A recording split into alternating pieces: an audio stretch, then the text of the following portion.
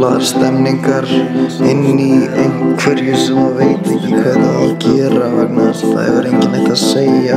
Einhver sem að gekk upp á hann og sagði við hann: nei, nú er nóg komið, hvað viltu? Þú átt ekki að fá þetta er ekki það sem þú þarft. Þú þarft á öðrum hlutum að halda, þú þarft eitthvað betra, þú þarft eitthvað skemmtilegra, þú þarft eitthvað áhugaverðara.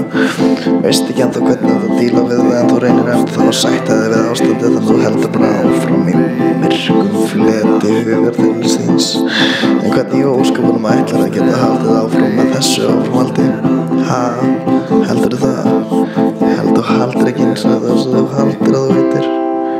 En hvernig getur þú vitað það?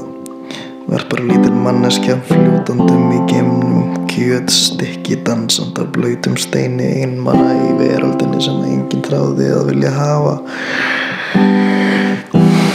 Hvernig heldur að þú getur sloppið frá þessu öllu saman? Eina sem þú getur gert er að vonast til þess að sleppa í daginn eins og allir gera á endanum.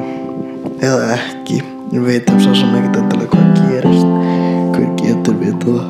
Við bara tökum þátt endalaust og alltaf tökum við þátt og erum með óþolandi. Það ekki lífið. Hvað getur við gert? Það er ekki eins og okkur að vera boðið að taka þátt í þessu. Það er bara einhvern veginn eins og við viljum ekki vera partur af einhverju stærra. Já, þú veist, getum ekki verið partur af einhverju stærra því við erum svo bundin í þessu öllu saman. Hvernig getum við af hverju til hvers? Hvað er þetta? Endalausi naglar í húsi sem við vildum aldrei byggja. Húsi sem við reynum að byggja ekki. Flýjum húsið. Dauðinn er naglbíturinn. Önnur hús, annað líf, önnur veröld.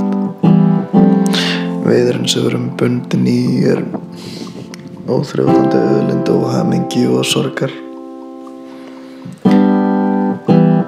En hvenær hefur það svo sem truflað okkur eitthvað? Það er ekki eins og við höfum eitthvað betra að gera þegar allt kemur til alls.